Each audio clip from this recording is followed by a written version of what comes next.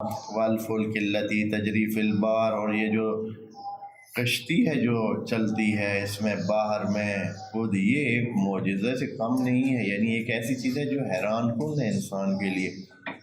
کہ کس طرح پانی جو ہے وہ کسی چیز کو روک رہا ہے۔ پانی جس میں کوئی چیز رکتی نہیں ہے، آپ بہت ہی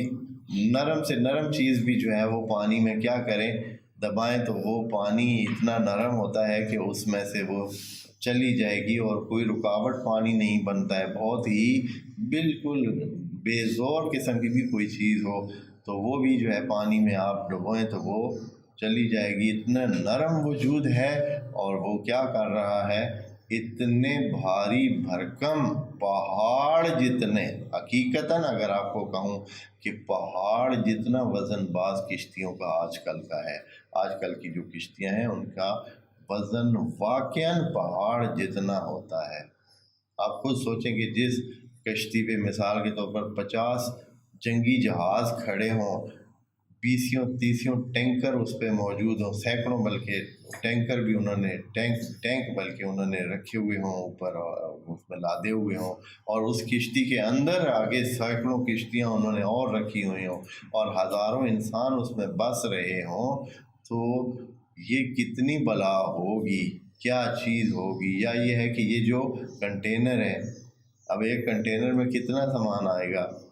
تو جس پہ مثلاً 50,000 کنٹینر رکھا ہوا ہو ایک کشتی پہ، اور وہ پانی کے اوپر کھڑی ہے، پانی کو کچھ بھی نہیں ہوتا، پانی اس کو اوپر اپنی سطح پہ رکھے ہوئے ہے، تو یہ خدا کی طرف سے بنایا ہوا ایک سسٹم ہے۔ وہی پانی، وہی نرم چیز، وہی جس میں آپ کوئی بھی چیز ڈالتے ہیں تو وہ اس کو چیرتی ہوئی آخر تک چلی جاتی ہے۔ آپ ایک چھوٹا سا کنکر اس پہ ڈالیں تو وہ اوپر نہیں روک سکتا ہے، وہ چلا جائے گا نیچے، لیکن اسی پانی میں جب کشتی ایک خاص انداز میں بنتی ہے تو وہ کیا ہے، وہ اسی کے اوپر رکی رہتی ہے اور کیا ہوتی ہے،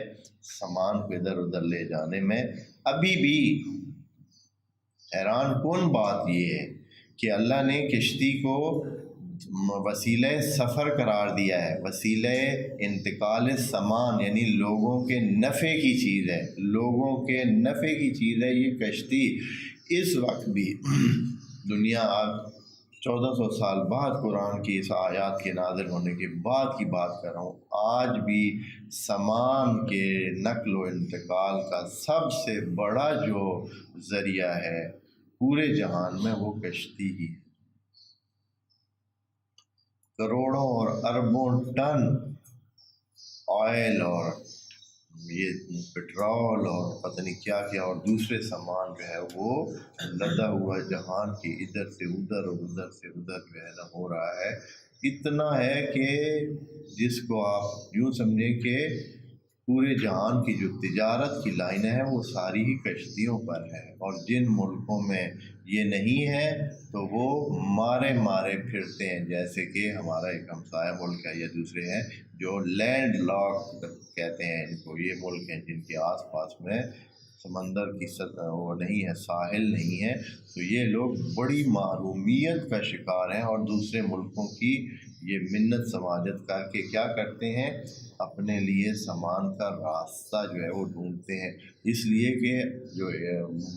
انٹرنیشنل یا جو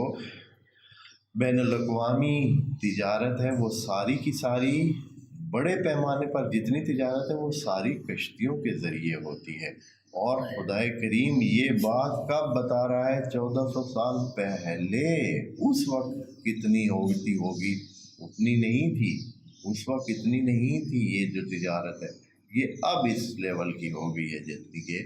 اب جو ہے ہمارے سامنے۔ اور خدا کریم نے کہا کہ اللتی والفلک اللتی، اور دیکھیں اس کشتی کو، تجری فی البحر، جو جاری ہوتی ہے باہر میں، سمندر میں چلتی ہے، اور کیا لے کے جاتی ہے، بما ینفع الناس، اس کا چلنا نفع مند ہے انسانوں کے لیے، کسی خاص ایریا کے بھی نہیں کہا ہے، تمام انسانوں کے لیے وہ جاپان، مشرق میں جاپان سے لے کر اور آسٹریلیا سے لے کر مغرب میں امریکہ اور جنوبی امریکہ اور کینیڈا تک چلا جائیں، سب ہی تمام ممالک کشتی کے اس فائدے سے فائدہ اٹھاتے ہیں۔ اور اللہ نے یہ خبر اس وقت دی ہے جب لوگوں کو ابھی پورے اس زمین کے جغرافیے کا بھی پتہ نہیں تھا۔ جس وقت یہ بات ہو رہی ہے سارے لوگوں کو پتہ ہی نہیں تھا کہ اس جہان کا جغرافیہ ہے کتنا، کدھر کدھر لوگ رہتے ہیں اور یہ کہاں تک ہے، پتہ ہی نہیں تھا۔ اس وقت ممکن ہے کہ کسی نے آسٹریلیا اور وہ سائبیریا اور وہ جو کینیڈا اور امریکہ، آپ کو جانتے ہیں کہ امریکہ کو کشف ہوئے کتنے سال ہوئے ہیں؟ صرف 5-6 صدیاں ہوئی ہیں۔ اس سے پہلے امریکہ کا کسی کو پتہ ہی نہیں تھا کہ امریکہ بھی کوئی جگہ ہے اس جہان میں۔ ہاں جی، وہ اٹلی کا بندہ تھا کوئی، وہ گیا اور اس نے وہ ڈھونڈ رہا تھا انڈیا کو، اس کی کشتی جا نکلی کدھر؟ امریکہ۔ امریکہ میں جب اترا ساحل پر تو دیکھا کہ بندے تو ہیں، بندے نظر آئے تو انہوں نے کہا کہ یہ بھائی انڈیا والے ہیں۔ تو آج تک ان کا نام انڈین ہے، انڈین، لیکن ان کی چہرے، ان کی جلدیں سرخ تھیں۔ وہاں کے رہنے والے وہ جو حقیقی تھے لوگ وہاں ریڈ انڈین وہ